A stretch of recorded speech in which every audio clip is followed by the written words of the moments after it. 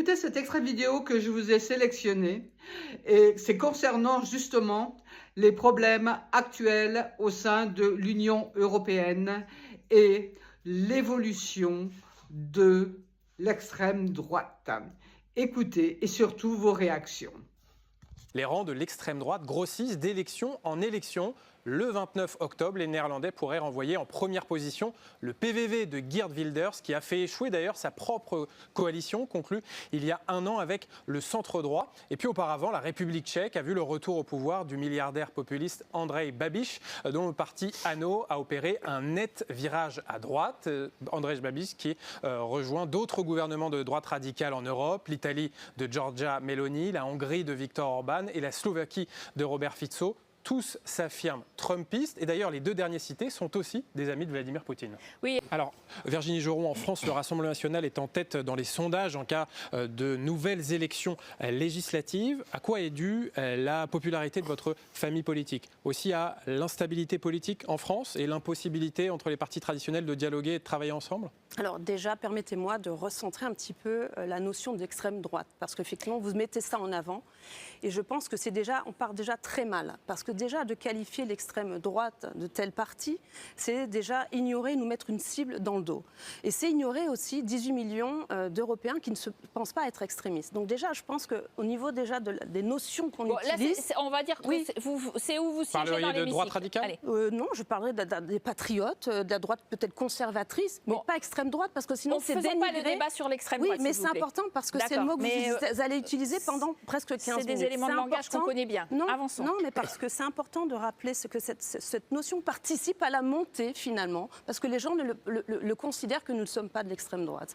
Et c'est pour cette raison aussi que de plus en plus, il y a cette montée. On l'a vu la semaine dernière avec le groupe ANO, qui n'est pas extrémiste droite, puisqu'avant il siégeait auprès du parti du groupe Renew, et qui à un moment donné, parce qu'il y a un bilan... Qui a été rejeté de ce groupe.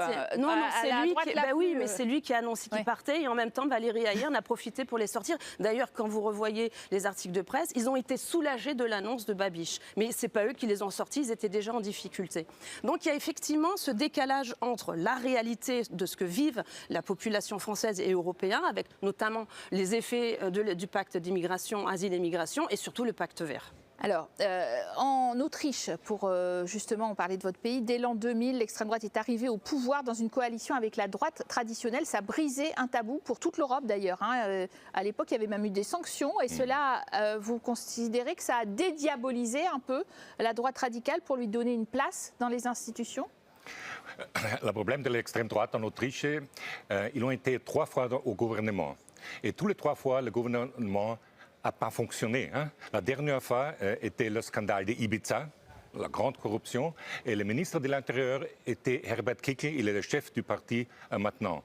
Et il a détruit notre service secret, que même les Français n'ont plus parlé avec nous, même on a eu des grands problèmes. Ça veut dire, quand l'extrême droite est au gouvernement, en Autriche, il y a des problèmes pour tout le peuple. Quand même, ils sont forts maintenant. Pourquoi? Parce que les autres partis ne peuvent pas expliquer que les solutions politiques ont besoin d'un peu de temps, qu'il faut des compromis. Il faut les expliquer. Et alors, c'est même la faute des autres partis. Mais l'extrême droite, ce n'est pas la solution. Et le dernier point, ils ne sont pas des patriotes. Les FPÖ autrichiens, ils sont des amis de Poutine. Il dit On en parlera. Toujours ce que Poutine veut. Et ici, à Strasbourg, il vote toujours comme Poutine. On en parlera et on interrogera ce lien avec la Russie, mais en tout cas, ce développement, cette montée des gouvernements de droite radicale en Europe est pour certains observateurs lié à un recul des droits de l'homme sur le vieux continent. Nous avons interrogé l'ONG Amnesty International qui est très inquiète sur ce sujet. Alors, de manière générale, on observe un recul des droits humains dans le monde et en Europe également. L'Europe n'est pas épargnée par ce retour en arrière un peu général qu'on observe depuis quelque temps. Dans certains pays en particulier, c'est vrai que c'est assez marqué.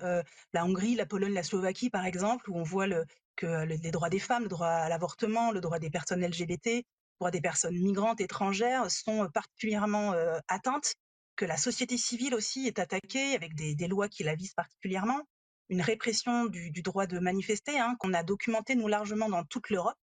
Monsieur Moreno Sanchez, en effet, vous observez plus précisément ces atteintes aux droits des citoyens et des minorités ? Bien sûr. C'est pour ça que notamment en Espagne, avec le gouvernement de Pedro Sánchez, on est très strict, notamment sur toutes les lois anti-violence machiste, égalité homme-femme, toutes les libertés ce qu'on appelle les LGTBI, enfin tous ces collectifs. Et on continue de défendre ça parce que sinon, effectivement, c'est un retour en arrière. Et tous ces progrès qu'on a obtenus ces dernières années, effectivement, cette vague d'extrême droite qui arrive risque de les remettre en cause. Et c'est des sociétés qui fonctionnent très bien. Allez en Espagne, vous voyez le dynamisme, et tout le monde veut venir en Espagne. Donc, il faut continuer dans ce sens-là. Virginie Jaureau, quand vous observez certains de vos alliés, par exemple Viktor Orban, qui en Hongrie interdit la Gay Pride, est-ce que c'est un modèle pour vous ? C'est pas un modèle parce que dans le sens où nous, on défend d'abord nos intérêts, d'abord les Français avant les autres. Après, il est libre de faire ce qu'il veut. Je veux dire, on ne prend pas un État plus qu'un autre comme modèle. Nous avons notre propre politique, nous défendons nos propres valeurs. Et après, donc, ça revient à vos valeurs à interdire ou autoriser les non, pas du tout. Pride. Je veux dire, nous, on n'a jamais, sur ce sujet, on n'a jamais remis en question les droits LGBT, on n'a jamais remis en question le mariage pour tous, on n'a jamais remis en question les droits à l'avortement pour les femmes. Ce que vous ne comprenez pas, c'est que les patriotes, c'est quoi ? On défend d'abord nos valeurs, nos intérêts, nos principes et on respecte les autres. Effectivement, on peut dénoncer cette politique, mais ce n'est pas à nous de juger ce dont les citoyens, à un moment donné, ont fait pour choix comme dirigeant. Je pense qu'il a été voté dans son pays, des élus, il a été élu, donc il a respecté la démocratie. Donc si sa population a voté pour ce chef d'État, il faut respecter. Et donc vous votez en ordre dispersé, ici bien au Parlement, sûr, sur ces sujets sociétaux ? Bien sûr, chacun est libre de voter ce qu'il a envie de voter. Et là, vous pouvez toujours vérifier. On est un groupe, les Patriotes pour l'Europe, avec des valeurs qui nous unissent, c'est-à-dire souveraineté, indépendance, et on ne souhaite pas trop de bureaucratie de Bruxelles. Et tout le reste vous désunit, l'économie, c'est pas une désunion, mais c'est l'international ? un respect. C'est un respect des votes de chacun. Nous, ce qui nous lie, c'est la souveraineté de chaque État membre, de chaque parti politique. Alors quand on voit effectivement ces gouvernements de plus en plus autoritaires, à l'image de Viktor Orban, on peut parler de Robert Fico, on va parler aussi des prochains, de ceux à venir peut-être aux Pays-Bas, avec un droit de veto au Conseil européen, sans être gravement sanctionné, c'est-à-dire qui utilisent ce droit de veto comme manière de négocier des fonds européens, par exemple. Est-ce que l'Europe est encore le continent des droits de l'homme ? Oui. Ça, c'est la base de l'Union européenne. Mais vous parlez de Fico et Orban. Vous savez, ce sont deux nationalistes. Si Orban, vous connaissez, il montre la carte de Hongrie, le Grand Hongrie. Et la Slovaquie est part. Pour Orban, la capitale de Slovaquie, Bratislava et Pozsony. Alors, ça, c'est le problème.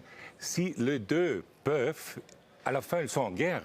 Parce que Mitterrand a dit le nationalisme, c'est la guerre. Et pour moi, c'est le problème le plus grand de la droite, qu'ils sont nationalistes, et ça peut faire la guerre. Il y a parfois des intérêts divergents entre ces dirigeants souverainistes. Javier Moreno Sanchez, en tout cas, ces dirigeants de droite radicale ou d'extrême droite, ils ont un point commun, ils sont soutenus actuellement par Donald Trump. Est-ce que ce soutien du président américain, ça peut être un facteur qui accélère cette montée de la droite radicale européenne? Et des réseaux sociaux américains.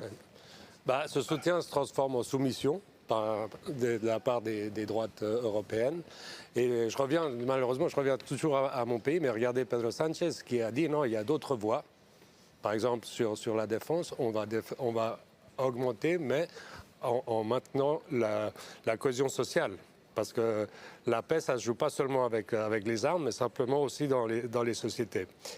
Quand Donald Trump annonce toutes ces barrières douanières, tous ces tarifs, ce qu'ils ne savent pas, les Américains, c'est les premiers qui vont être touchés, c'est eux qui sont déjà touchés par l'inflation.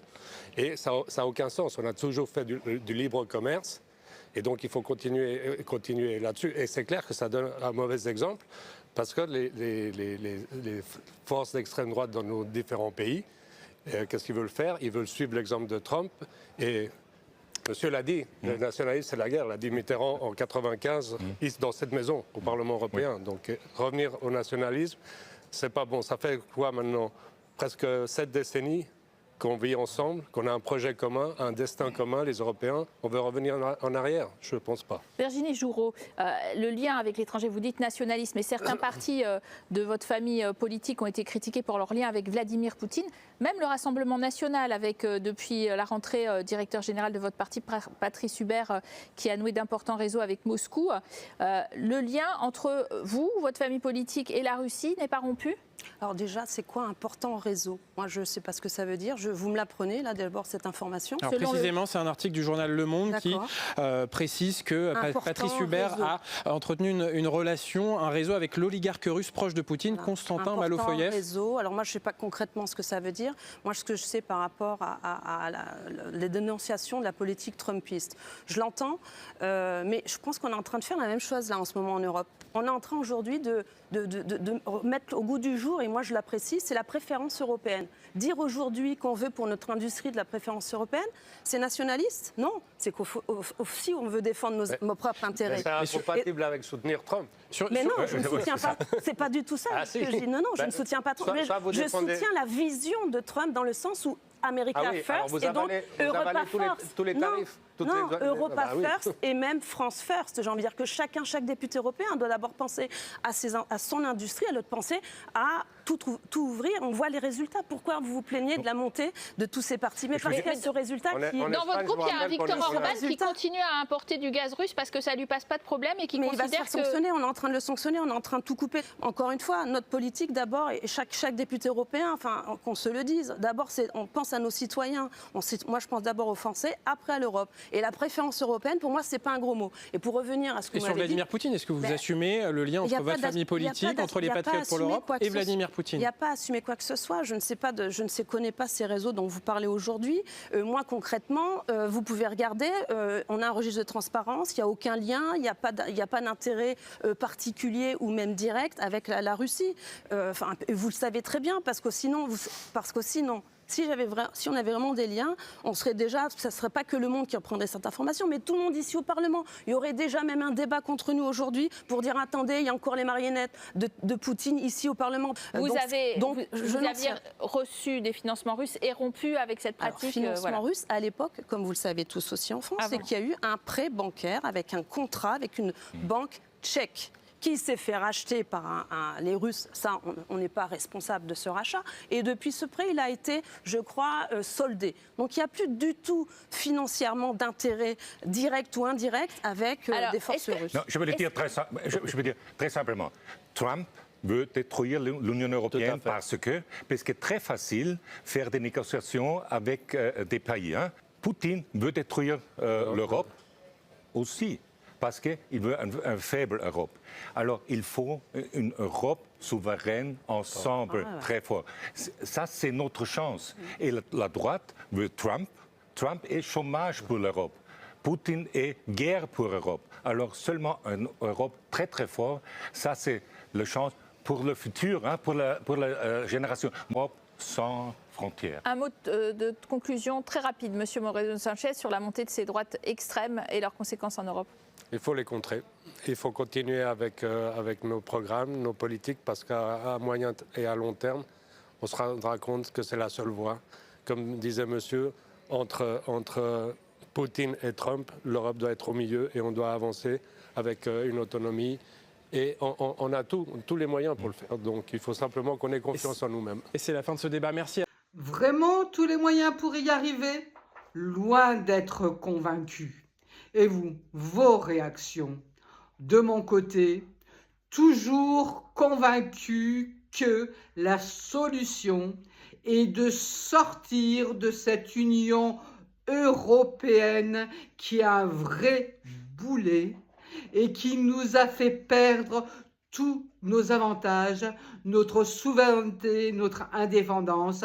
Et la seule solution est sortir de l'Union européenne pour le Frexit et vite.